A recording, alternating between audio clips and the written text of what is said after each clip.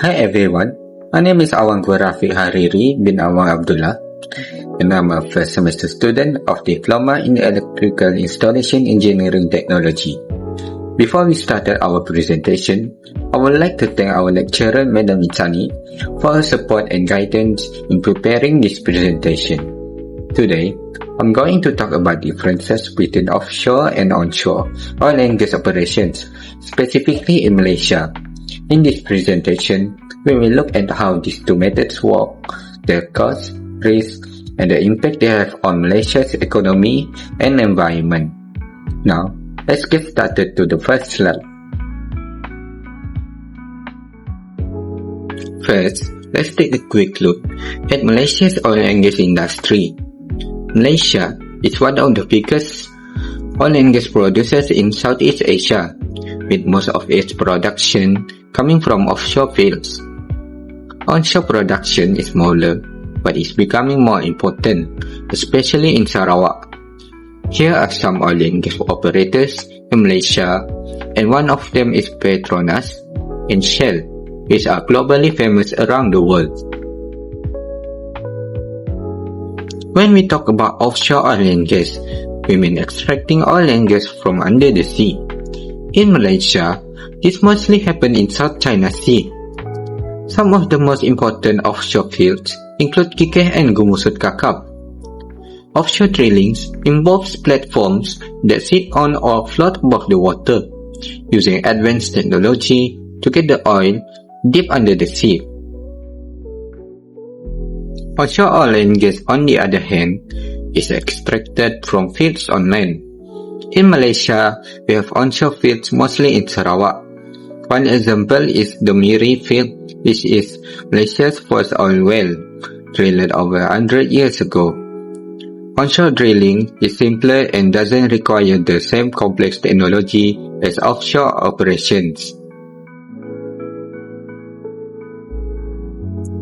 So, how do technologies compare? Offshore drilling uses high-tech equipment like floating platforms and deep-sea drilling rigs, which are very expensive. Onshore drilling is much simpler. It uses land-based rigs, which are cheaper and easier to maintain. Now, let's talk about money. Offshore drilling is costly because it involves a lot of equipment and is harder to access, but the big investment can pay off because offshore wells can produce a lot of oil over the time. Onshore drilling, however, is more affordable and quicker to set up. This makes it ideal for smaller companies.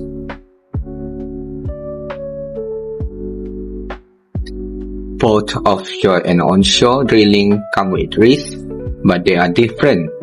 Offshore operations are more dangerous because you are dealing with harsh ocean conditions like storms and high port pressure. There's also the risk of big oil spills, which are much harder to clean up in the ocean. Onshore drilling is less risky in that sense. It's easier to access, maintain, and repair. However, it can still cause pollution on land, especially if something goes wrong. Environmental impact is a big concern in both offshore and onshore drilling. Offshore, there's a risk of harming marine life and ecosystem. Oil spill can spread across the ocean, affecting not just Malaysia, but neighboring countries as well. Onshore, risks are different. Drilling can cause land degradation and sometimes groundwater pollution. In areas like Sarawak, there's also the issue of deforestation. Now, how do these operations affect Malaysia's economy? Offshore drilling is a huge part of the economy, bringing in a lot of money and providing jobs. It also supports regions like Labuan, which has become a key hub for offshore services. Onshore drilling may not be as big, but it still helps local economies, especially in places like Sarawak, where it provides jobs and helps local with development. Regulations are in place to ensure safety and protect the environment. Offshore operations in Malaysia are tightly regulated by Petronas and international laws. This is important given the risk involved. Onshore operations are managed by local and national governments, and Sarawak, in particular, now has more control over its oil production since 2018. In conclusion, offshore drilling plays a key role in Malaysia's oil production, but it's expensive and risky. Onshore drilling is growing, especially in Sarawak, and it's cheaper and less risky, but it also comes with its own set of environmental concerns. Both are important to Malaysia's oil and gas industry and economy. Now, that's the end for the presentation.